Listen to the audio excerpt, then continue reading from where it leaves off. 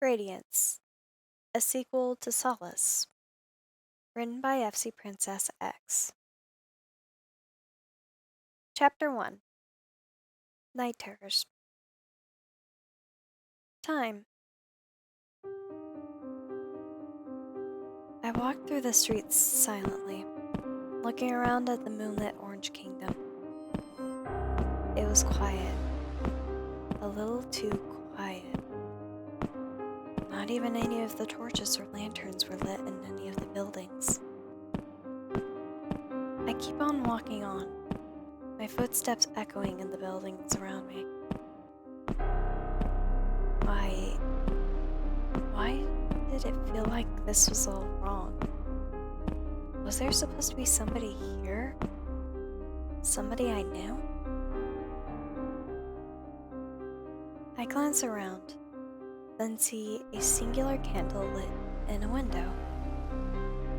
Curious, I look up. Yet as I do, I see somebody grab the holder and hold it up. My breath hitches as I see the first curse standing there, a cruel grin glowing through the darkness of his hood. No, how are you? We destroyed you!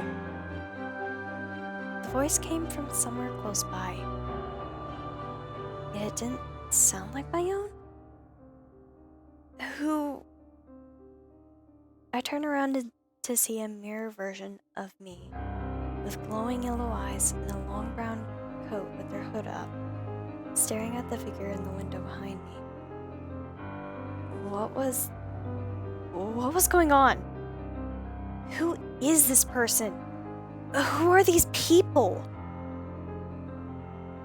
A tight feeling fills my chest and I grip my collar of my shirt above my chest plate before I meet my mirror self-size. Who are you? Why do you look like me?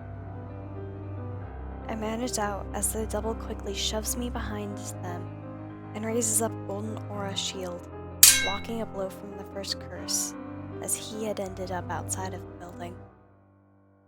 The figure looks back at me over their shoulder, a strained look on their face.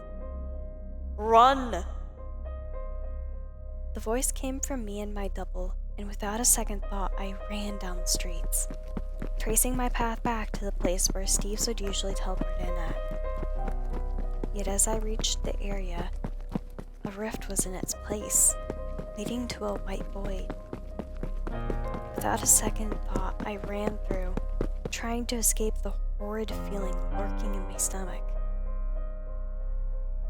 I run forward, yet stumble for a moment as I'm in the world below, Sabre and Demon Void facing off as Dark Steve was by my side.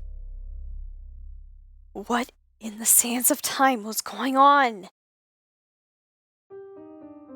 I see my double again, but this time they were wearing silver armor, no coat, and a mask over their face. They stood at the other side of the space, and in a moment, they bolt forward, helping Sabre fight Demon Void. I feel everything shift once again, and see I'm in the Prophecy Temple, watching as rainbow light faced off against the first curse. I watch as the two clash, then glance over to look where I knew Sabre was supposed to be. Yet all I saw was Sabre fully corrupted by the darkness and a cruel grin on his face as he held the shadow sword in his hands. My heart beats fast as I try to speak, but realize with a sickening horror that something was blocking my mouth, slowly choking the life out of me. I struggle against the inky blackness and try to cough it out, only to fail and start to feel the world around me going fuzzy.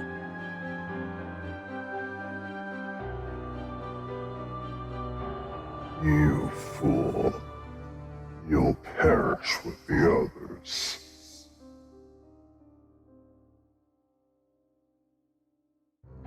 I look up shaking at the figure in front of me. A monstrosity made of Sabre, Demon Void, and First Curse. all corrupted into one being. I tried to yell for help, beg somebody to help me, yet choke and cough as the tendrils of darkness hold me down. No, this didn't happen. What is going on? I feel a desperation fill my chest as I try to breathe, grab onto any air as I could as I look up and meet the monstrosity's eyes.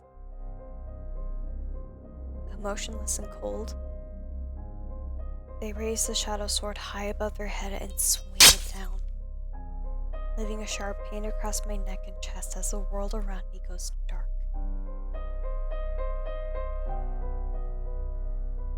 All I could feel was pain. Pain and confusion. What had just happened? That wasn't real, was it?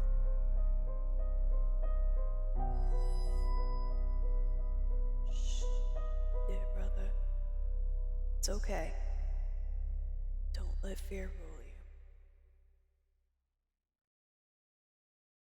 A gentle hand traces the hair around my ear, and I shakily open my eyes, seeing an edge of what seemed to be a massive clock in the middle of a black abyss. I try to take a deep breath, realizing how badly I was shaking. I was literally trembling like a leaf at what had happened. The hand continues to trace the area of hair around my ear, and I look to see a familiar pair of legs. Was I in somebody's lap? I look again and remember his voice. My dear, pumpkin pie loving brother's voice. Elemental. Where am I? I manage to get out, my voice raspy as I try my hardest to calm down, knowing my brother was here by my side. You're in a space in your mind where I can speak with you. But don't worry yourself over it. You need to relax, time, my brother. Elemental traces his hand over my hair again, and I let myself relax into his touch. I wasn't choking to death. I didn't have the first curse hunting me down. There was no demon void to harm me or my friends. They were all in the past and couldn't hurt me. I keep my eyes open a bit, now acknowledging the dull ticking sound of the clock. The sound. I've heard it before, haven't I? This isn't the first time I've pulled you from a nightmare, brother. There's only one, where I've been able to hold you, speak with you. Elemental murmurs and trails off, his hand still tracing my hair. I try to sit up, but Elemental places his hand on my side, holding me down gently. No, relax, time. You need your rest. Don't strain yourself over this. I'll always be able to reach out, and you'll know how to find me. Elemental says gently, and I feel my eyes get heavy as he continues to trace the hair around my ear gently. But how do I, Elemental? Oh, can't I stay here a moment longer? My voice was soft and mumbled as I fought to stay awake a moment longer. I wanted to stay with my brother, talk with him, hug him again. But as Elemental continued to trace his hand over my hair, I couldn't help but close my eyes and slip into a comforting state of rest. You have your place in the world yet, brother. But I will always be here, watching and supporting you from the world beyond. After a while, I realized I couldn't feel his hand anymore and bolt awake, finding myself once again in my bedroom in the time dimension. I try to keep my composure as I shakily run my hands through my long hair and look over at the picture hung up on the wall. Elemental. He looked so happy in that picture. Yet to think of what had happened to him, and the choice we were forced to make, broke my heart. I feel something wet drip down my face and wipe away the tear, wincing at it as it got into the more finer cracks that hadn't healed yet. I missed him so much. If fate was cruel and left me alone, with no family. But I had Sabre back now. Sabre, Light, the ones who still remembered everything.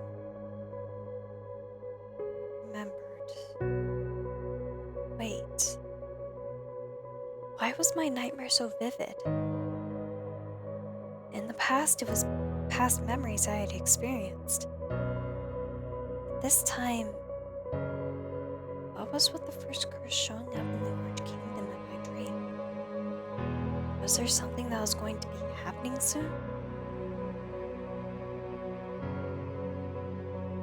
I shake my head and wipe my nose before I get up, shakily walking over to my mirror that I had in my room. I stare at myself for a moment, still feeling like what I had experienced was real. Yet as I stare at my shirtless torso, I notice a dull gray-red mark starting to form from my left shoulder to across my collarbone and down my right chest.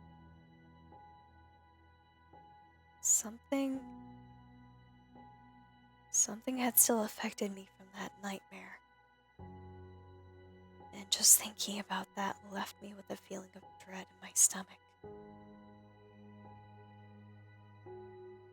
I bite my lip, trying to keep from crying further. Everything had been happening too quickly, and I was starting to feel the effects of it.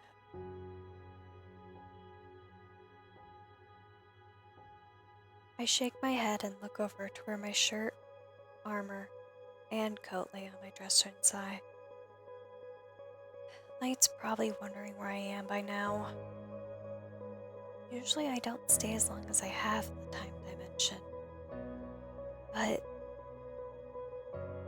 I had something I had made for Sabre and I just found it yesterday, so I was going to give it to him today. For sands of time, he looked like he hadn't changed out of his attire in a while, so he could use the set. I glanced once more at my bare skin, shaking gently, still, before I collected myself and let out a slow breath.